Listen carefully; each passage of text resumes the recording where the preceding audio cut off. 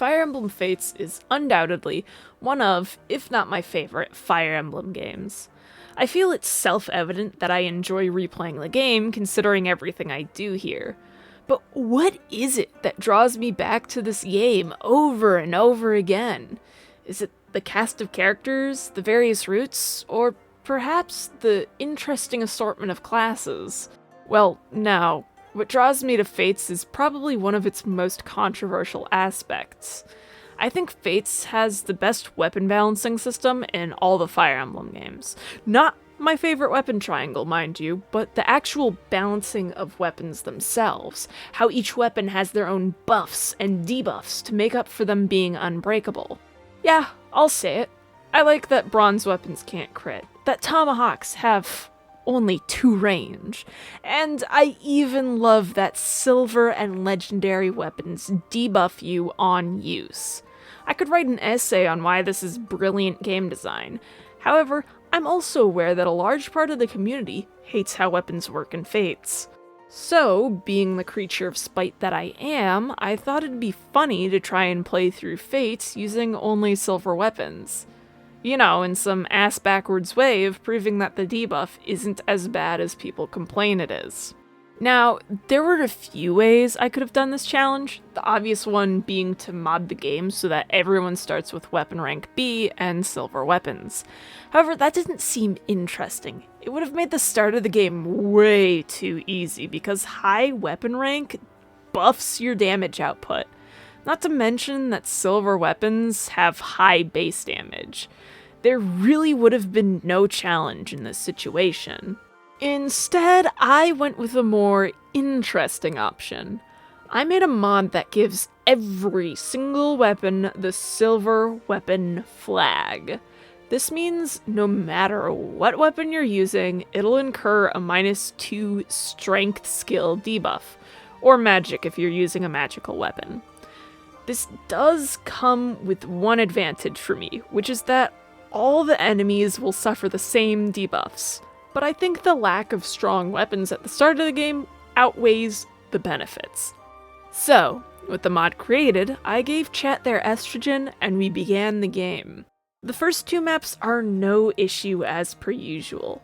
We can clearly see that the mod is working, but due to the scripted nature of these maps, there's no real chance for the debuff to mess us up. Limited enemies and turns forcibly spent waiting nullify the nastier effects of the debuff. Don't worry though, the silver weapon debuff really takes effect in the next chapter. Wanting to test the waters, I chose the classic Dragon Vein strat for this chapter.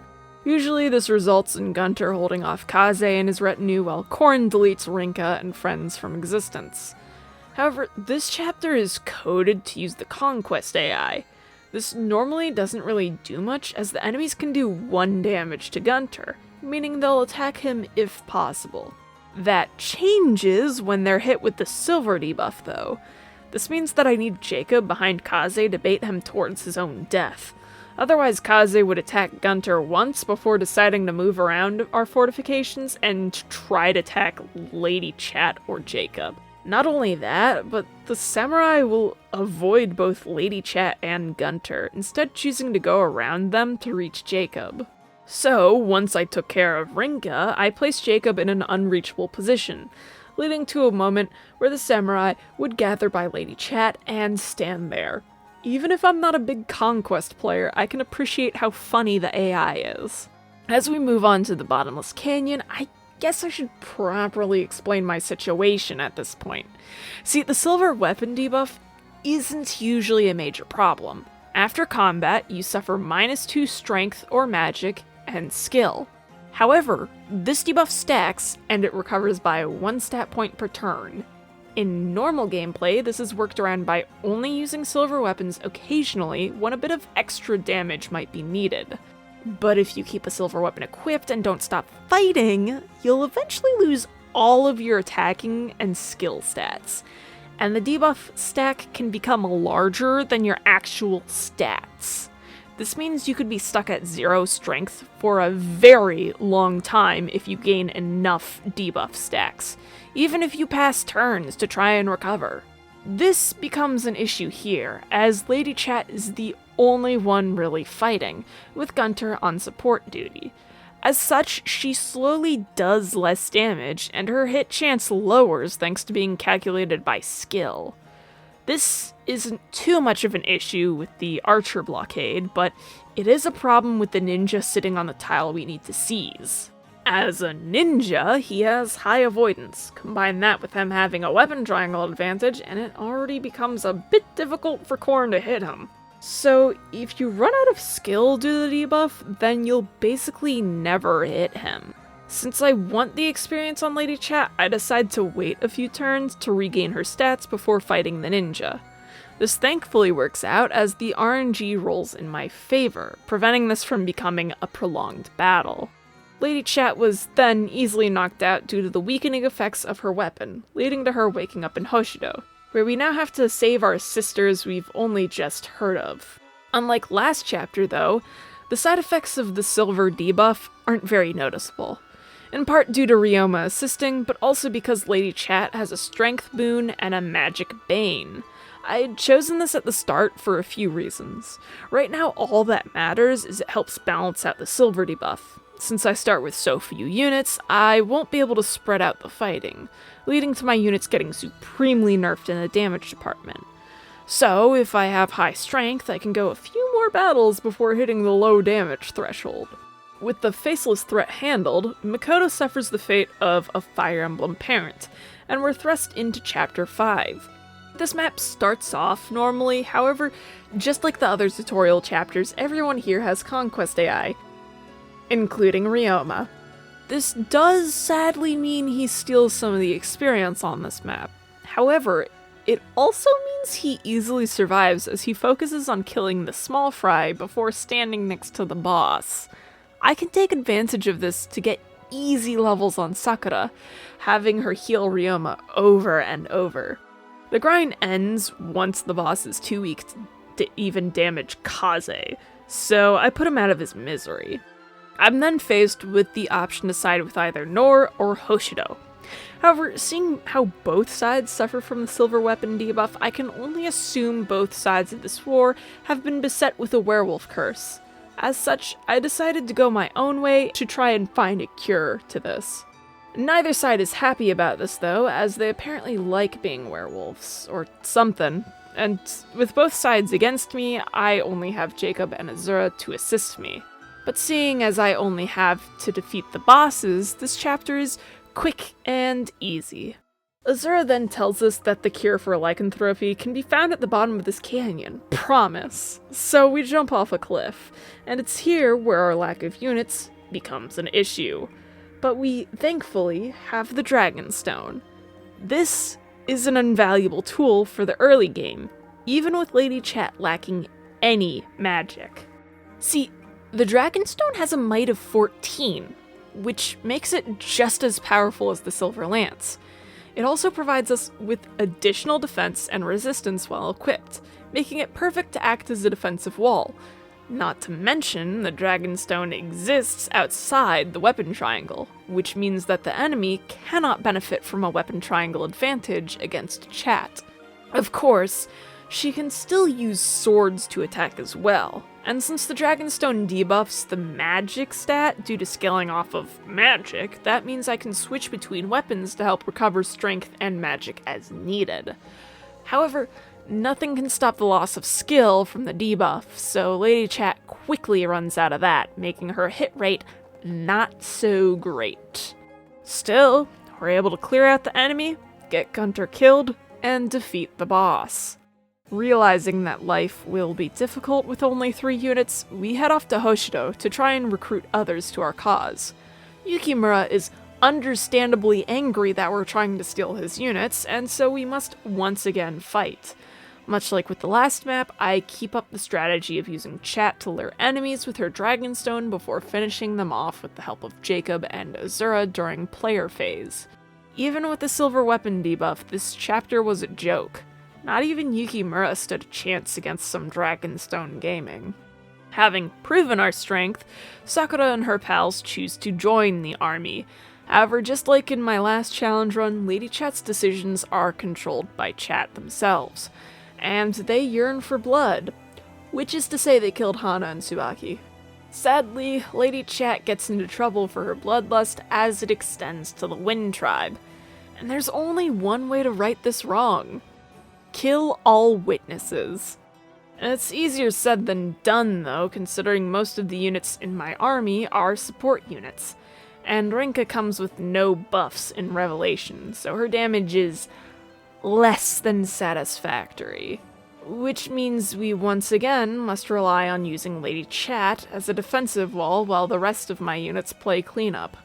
Though even that strategy doesn't last long thanks to the wind mechanic here. One draft was enough to separate Jacob and Chat from the rest of the group, and a second draft separated the two of them.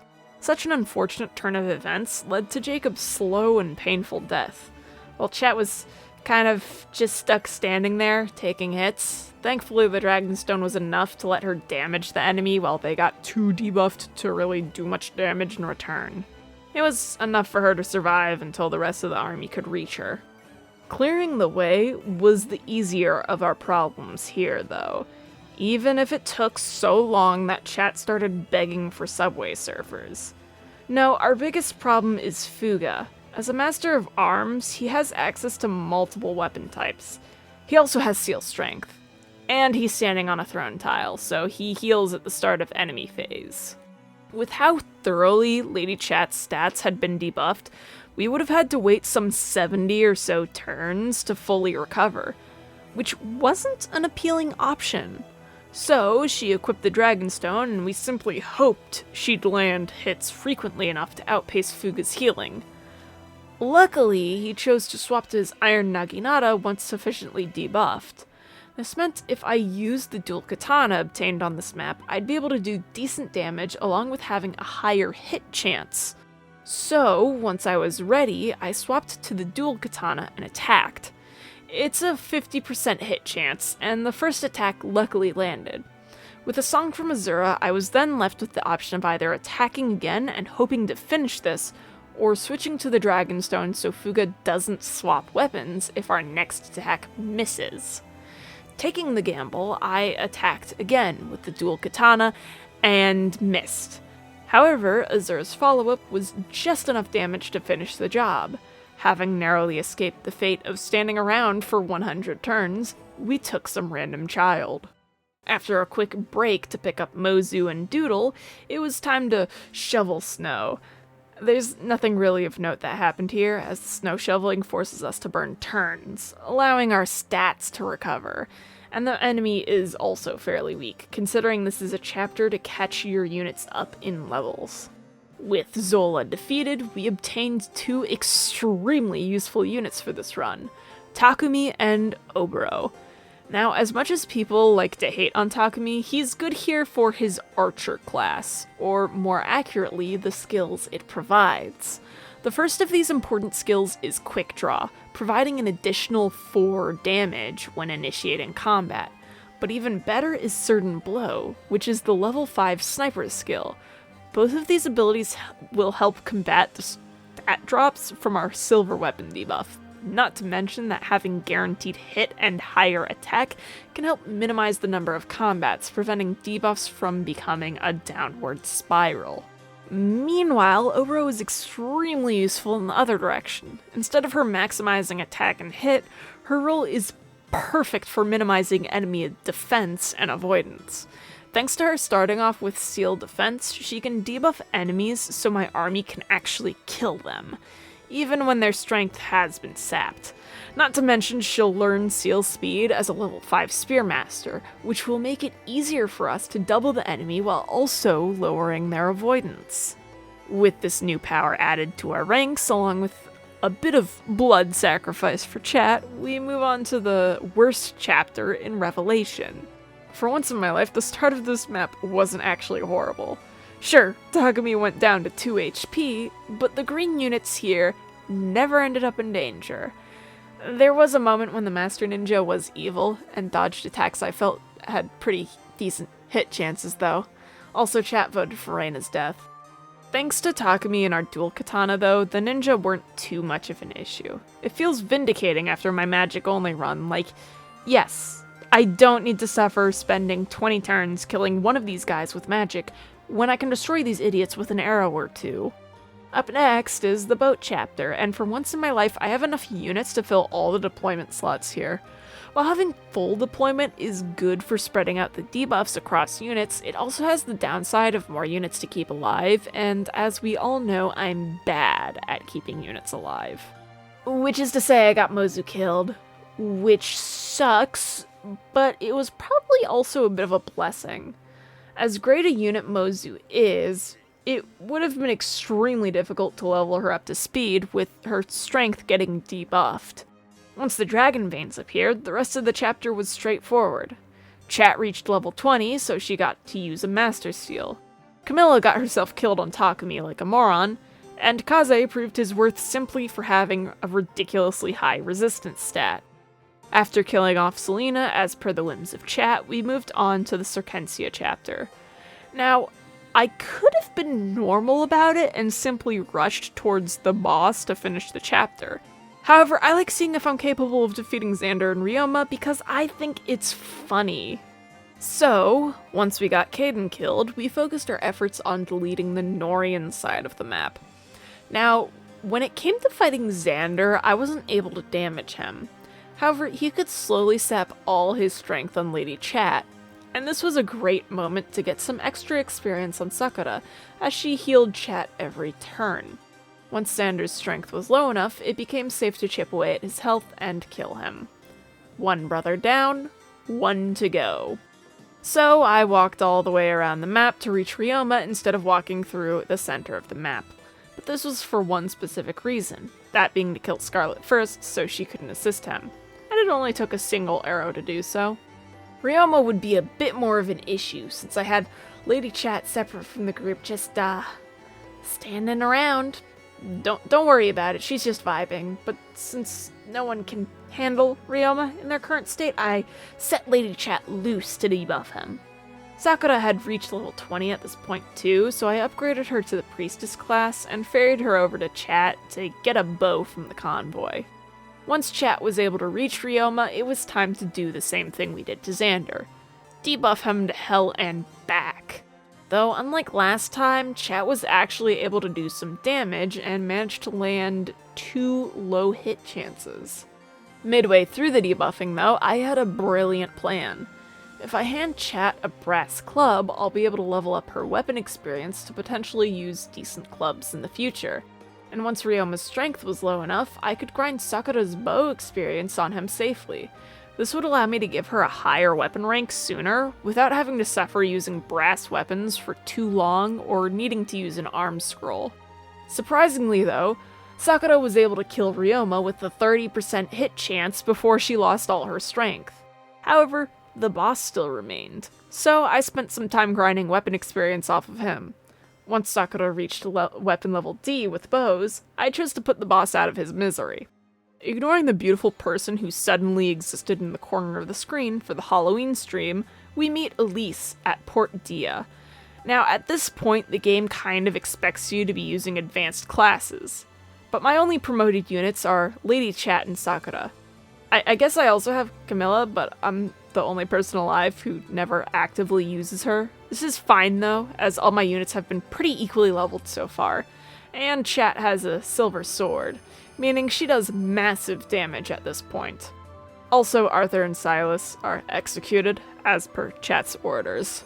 They did, however, spare Benny's life, allowing me to make use of him for this run. And with Benny, I can actually fall into the strategy I've planned since the start of the game. Essentially, I want to have a unit who works as a dedicated brick wall that the enemy will attack and weaken themselves on. This unit I use has to be a character I'm fine with being sapped of all strength and skill, though. Benny is perfect for this role, as he has high defense and resistance growths. This means he'll be able to shake off most damage that comes his way, working as perfect bait for enemies. And once the enemy has approached Benny, I can use my stronger fighters to delete them. This is the real reason I chose Strength as Lady Chat's boon. This means I can have her remove enemies quickly without having to do multiple rounds of combat, thus reducing how many times she gets debuffed. Now, I recognize that Effie can also fill the same role as Benny does in this strategy, but she's not necessarily as good at it. While she may also be the knight class, her growths are more focused on strength and speed than her defensive stats. She can still earn a decent amount of defense, of course, but she's better used as an attacker than a defender. In other news, Takumi joined our rank of promoted units, and chat begged me to use Charlotte. I was very firm on my stance of not using fighter units. We'll come back to that later. Anyways, for once in my life, I actually used the Forge before moving on to the Rainbow Sage chapter. We recruited Nyx as per chat's desires, and they really wanted me to use her, but a level 9 mage at this point in the game is worthless.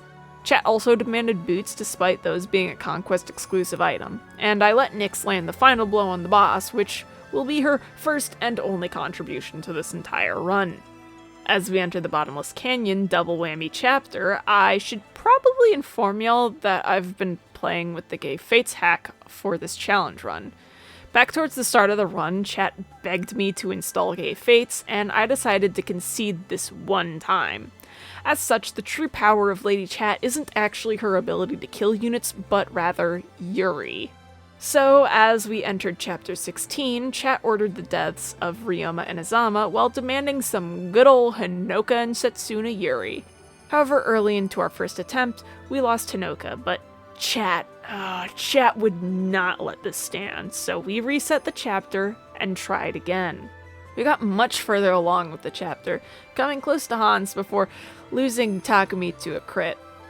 I was ready to simply continue on without Takumi as we defeated Hans, but after talking it over with chat, we decided that Takumi would be too useful to the run to simply let die here. So we reset the chapter a second time.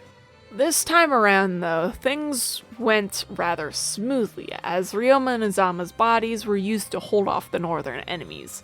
Meanwhile, my own units took the southern path to try and make their way to Hans.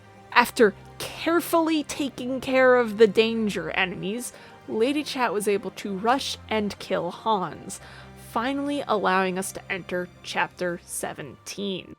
It was here that Odin, Laszlo, and Xander were sacrificed to satiate the chat's bloodlust.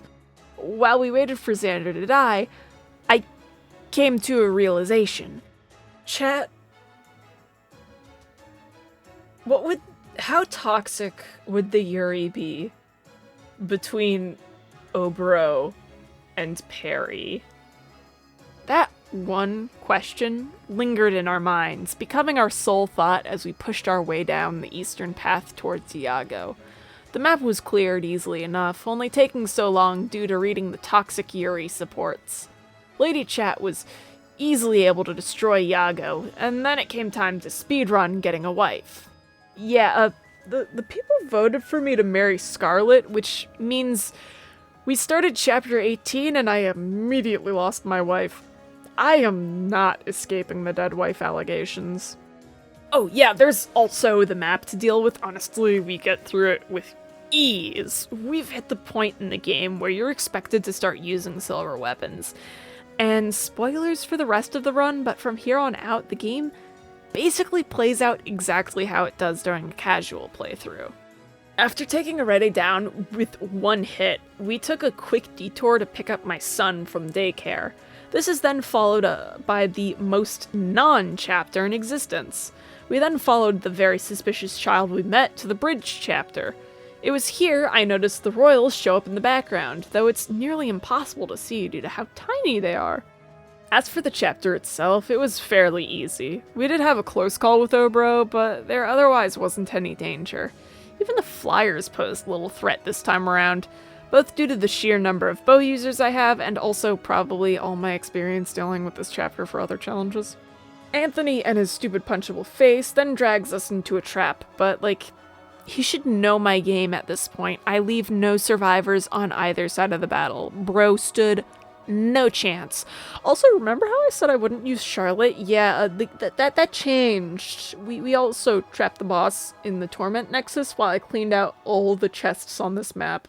Afterwards, we partake in our favorite side activity, burning down forests. And once again, this is a map that goes by without issue as Kana easily destroys Arete.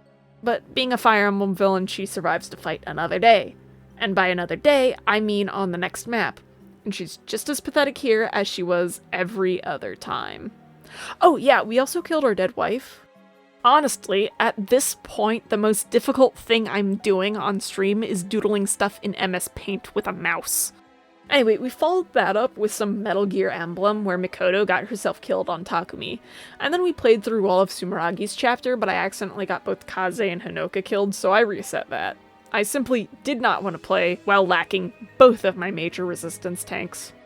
The Sumeragi chapter otherwise played out as usual. The southern enemy got destroyed by my resistance-based team, and the northern enemy by my defense-based team. Unlike other challenge runs, though, I attacked both sides at the same time. I simply had the manpower to do so. And the chapter ended with Sumeragi getting himself killed on Obro's spear. Up next is the Among Us chapter, and honestly, it's kind of funny that it took this long for my army to question their allegiance to me. Like, I keep killing my own units. At what point was I ever trustworthy to them? Ignoring the fact that the story doesn't consider what kind of person I am, the chapter itself is never noteworthy. It's kind of difficult to make this chapter hard when you get movable ward tiles. You know, special tiles that provide massive amounts of avoidance and healing. In fact, this map was so easy that I actually opened all the chests here instead of ignoring them. And the unit taking care of said chests weren't even protected by the ward tiles. Once Gunter was brought back to his senses, we immediately ignored Anankos and left the throne room to pick up Shigure. With the boy picked up and our army ready, we returned to the throne room and confront Anankos. Chapter 27 was played as usual, with me pulling my units back to bait the enemy into a choke point. However, I pushed my advance too early and accidentally got Hinoka killed. But I was dead set on winning and pushed forward despite the loss of one of my best units. We managed to take down Anankos' first form before being sent into a black hole, or something. I don't think the game ever explains what the hell is happening here and why things seemingly can go back to normal afterwards, but it's not the time to think about that. We have a dragon to kill. I handled this map by sending Benny and Effie to handle the right foot-hand thing. Thanks to his massive defense, Benny has nothing to worry about when fighting this form of Anankos. It wasn't long after that Obro and Takumi were able to take down the other hand, exposing Anankos' head to attack. Lady Chat was able to destroy this phase with ease, leaving us with the orb phase. I managed to get this far without losing a single unit to the boss. All I had to do was survive one more enemy phase. And it's during that phase when it happened.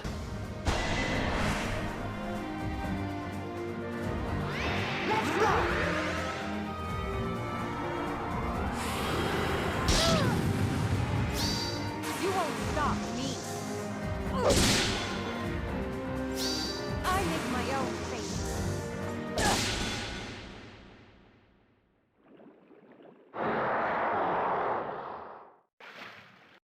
Yeah, I finally did the endgame chapter of Rev without losing anyone, and y'all thought I couldn't do it.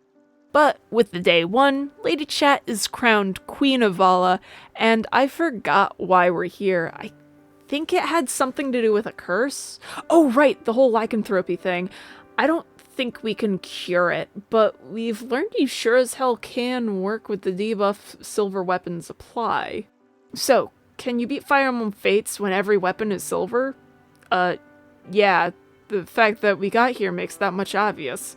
And if I'm being totally honest, this is the easiest challenge run I've done yet.